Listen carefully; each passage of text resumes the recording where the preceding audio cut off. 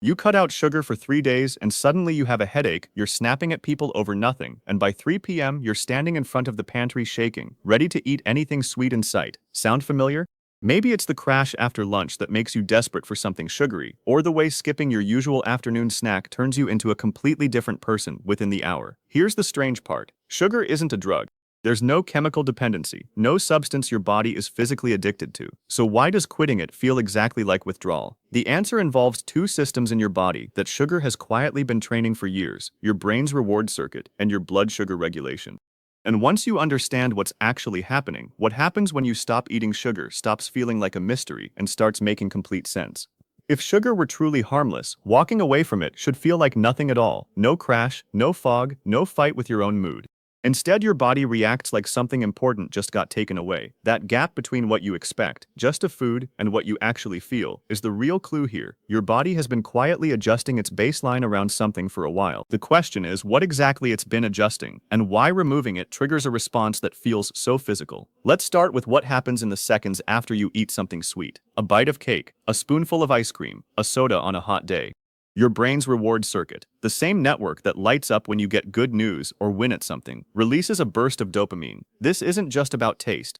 Dopamine is the chemical of motivation and anticipation, the thing that makes your brain say, "That was good. Let's remember how to get more of that." For a few minutes, there's a genuine lift. Then, almost as quickly as it rose, it drops. That's the part people rarely notice, the quiet dip right after the sugar high, a kind of flatness that used to feel normal because it happens so often. Here's where it gets interesting. Your brain doesn't like these spikes happening over and over without adjusting. Think of dopamine receptors like a set of speakers. If you keep turning the volume up to the same loud level every single day, the speakers eventually adjust their sensitivity so that loud doesn't feel as loud anymore. Your reward pathway does something similar. With repeated sugar exposure, it recalibrates, quietly turning down its own sensitivity, so the next hit needs to be bigger to register the same way. This is why a small sweet treat that used to feel satisfying can start to feel like not quite enough. It's not that you have less self-control, it's that the reward system is asking for a bigger signal to produce the same feeling it used to get from less. This recalibration explains something that feels almost involuntary, the way cravings hit hardest, specifically when you're tired or stressed. In those states, your brain is actively looking for a fast, reliable way to bump dopamine back up. Sugar has always been the quickest route there, faster than a good conversation, faster than a walk outside, faster than almost anything else available in a stressed, exhausted moment. So the craving doesn't feel like a choice.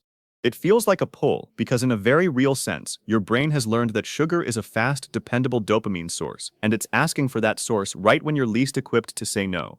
Now, alongside this brain-based story, there's a second system running in parallel, and this one lives more in your blood than your head. Every time sugar enters your system, your blood glucose rises. Your body responds by releasing insulin, the hormone whose job is to move that glucose out of your blood and into your cells for energy or storage. Over years of regular sugar intake, especially the fast-hitting kind found in pastries, soda, and refined snacks, your body starts to anticipate this pattern. It gets efficient, sometimes too efficient, at responding to sugar with a strong insulin release. This is where the 3 p.m. crash comes from. A sugary breakfast or lunch sends blood glucose up quickly. Your body responds with a proportional, sometimes slightly excessive, insulin release to bring it back down. But that correction can overshoot, pulling your blood sugar below where it started. You end up in a mild dip, technically lower energy availability than before you ate. Your brain, which runs almost entirely on glucose, feels this drop directly.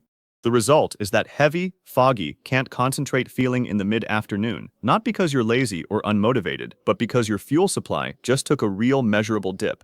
Neither of these systems, the dopamine reward circuit or the glucose regulation system, developed with modern sugar in mind. For most of human history, something as sweet and calorie-dense as a candy bar or a milkshake simply didn't exist in nature.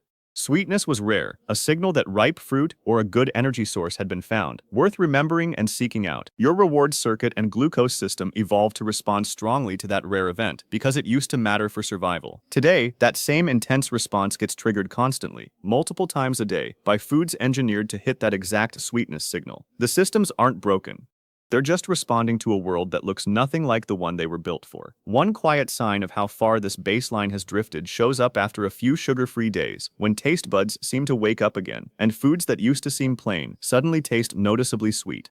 There's a downstream effect from all this glucose activity that changes how hunger itself feels. Normally, hunger should track actual need, whether your body genuinely requires more fuel. But once the insulin overcorrection kicks in and blood sugar dips below baseline, your brain interprets that drop as urgency. Not just mild low energy, but something closer to alarm. This is the biology behind that snappish, irritable feeling when a usual sweet snack gets skipped. It's not really about missing a treat. It's your brain registering a fuel dip and treating it like an emergency that needs immediate correcting, which is exactly why the craving in that moment feels loud and impossible to reason with. In the first 2 or 3 days after cutting sugar, both of these systems are still calibrated to the old pattern. Your dopamine circuit is still expecting its regular strong signal, and your glucose system is still braced for spikes that no longer arrive. This overlap is why symptoms cluster hardest right at the start: headaches, shakiness, a short fuse, and that pantry-staring moment by mid-afternoon. It's two adjusting systems layering their effects at the same time.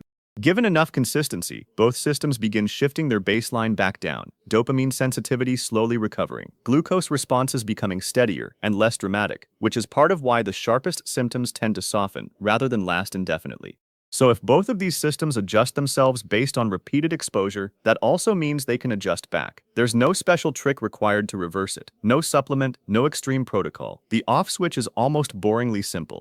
It's time without the same spike and crash pattern showing up again and again. Once glucose stops surging and crashing on repeat, blood sugar regulation settles into a steadier rhythm. Once dopamine stops getting hit with oversized spikes several times a day, the reward pathway's sensitivity starts drifting back toward where it used to sit. That's actually what's happening underneath something as small as noticing a piece of fruit tasting almost shockingly sweet after a few sugar-light days. Your taste buds aren't changing, your baseline is. But knowing the off switch exists doesn't make the first few days painless, and this is where most people go wrong. They treat quitting sugar like ripping off a bandage, all at once, cold turkey, gritting their teeth through the crash. That approach fights both systems head-on at the same time, which is exactly why it feels so brutal. There's a gentler entry point, and it comes directly from the mechanism itself. If the glucose spike is what triggers the insulin overcorrection, and the overcorrection is what creates the crash, then softening the spike softens everything downstream from it. This is where pairing comes in. Instead of eating something sweet on its own, you eat it alongside protein or fiber, a piece of cheese with fruit, nuts alongside something sweet. A meal that includes real protein before dessert shows up. Protein and fiber slow how quickly sugar gets absorbed into your bloodstream. The spike still happens, but it's rounded off instead of sharp, which means the insulin response doesn't overcorrect as hard, which means the crash that follows is smaller too. This matters because the crash is the engine behind most of the symptoms you started with. Smooth out the spike, and you're directly interrupting the pattern that creates the 3 p.m. slump and the hangry snap an hour after skipping a snack. You're not white-knuckling your way through willpower failures. You're working with the mechanism instead of against it. It helps to hold on to one thing through this whole process. None of this is a character flaw. The irritability that shows up when a usual sweet snack gets skipped isn't a sign that you're weak-willed. It's a signal that your glucose system is adjusting, doing exactly what it's designed to do when a familiar input suddenly disappears. Treating that moment as information instead of failure changes how you respond to it. Instead of judgment, you reach for the pairing trick. Instead of guilt, you give the system what it needs to recalibrate a little more smoothly. I'm Rio. Over the coming week, it's worth simply paying attention, not forcing a result, not expecting a dramatic transformation by a certain day, just noticing. Does the 3 p.m. crash still hit as hard, or does it feel a little more like a gentle dip instead of a wall? Do cravings still show up, but with less urgency, more like a suggestion than a demand? These small shifts are the visible edge of an invisible recalibration, your dopamine pathway and your glucose regulation quietly resetting their expectations in the background. Think back to that moment at the pantry, shaking, staring at anything sweet within reach. That wasn't a lack of discipline. That was two adaptive systems, one built around reward, one built around fuel, reacting to a sudden change in a pattern they'd both grown to expect. Once you see it that way, the pairing trick stops being a diet hack and starts being something closer to a bridge, a way to walk across the exact mechanism that was causing the crash in the first place, without needing to white-knuckle your way through it. Your body was never broken. It was just responding, loudly, to a pattern it had learned too well.